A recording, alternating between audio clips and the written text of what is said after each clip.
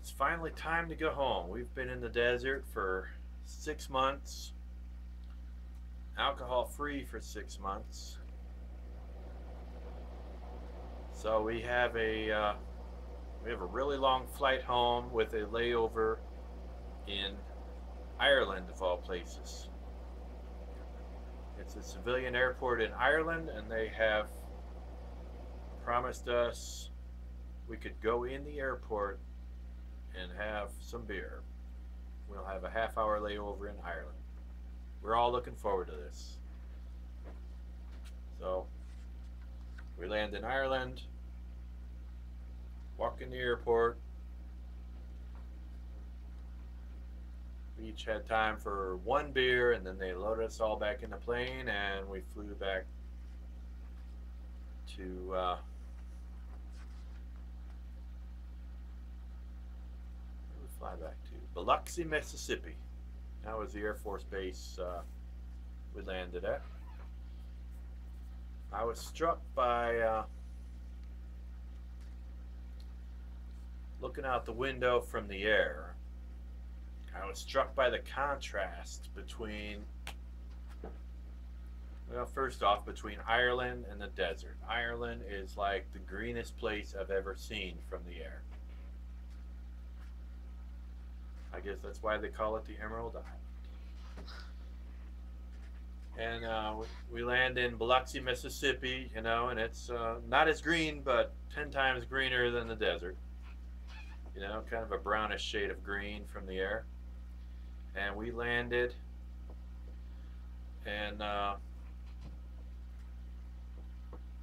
battalion commander and his command master chief are standing there in green camouflage uniforms, the first ones we've seen in 6 months. We've been seeing lots of desert camouflage, and we finally see green uniforms, home of the Seabees. I got out of that plane, I kissed the ground. It was dirty and dusty, but I kissed the ground. I was so happy to get off that plane and so happy to be in America and see some familiar faces. So they gave us some time to unwind and get discharged from active duty, but there was too many of us to do all at once. So half of us got like 48 hours. I don't remember. We got like 3 days leave. I got a hotel in town and a rental car, and I had to wait 3 days before I could go back to the base and get discharged because there was just too many of us to handle all at once. So I got to be like a tourist. It was unusual being a tourist by myself, but actually it was fun. So I got to see some of the Gulf Coast that I'd never seen before. I got to see the battleship Alabama. It's a floating museum over in Mobile, Alabama. Wonderful place to visit. And I got to see the home of Jefferson Davis, a wonderful tourist attraction. He was the president of the Confederacy during the Civil War. And it's a tourist attraction in Gulfport, Mississippi. It was nearly destroyed by Hurricane Katrina, and it was entirely closed and fenced off. This is just a few months after Hurricane Katrina, and most of the Gulf Coast was wiped out. About half of Gulfport was wiped clean off the map. And luckily the base did remain damaged, but was still there. So I got to kind of tour up and down the coast, at least the portions of the coastal highway that were still open and operable.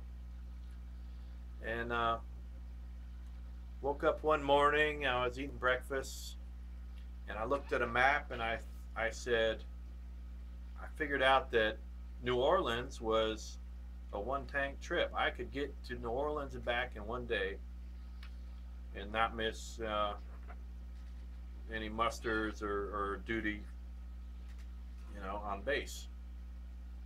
So I thought, I'm going to New Orleans for lunch and have me some Cajun food. I was craving Cajun food and couldn't find it anywhere in Missouri. Yeah, I'm sorry, Mississippi. I was in Mississippi. I jumped in my rental car and I drove to New Orleans, and it was beat all to hell from Hurricane Katrina. I'm mostly vacant. Signs on the houses saying, "Please don't loot me. I'm here." But most of the houses were boarded up. But went down to the French Quarter. It was perfect. Everything was painted fresh and open and for business.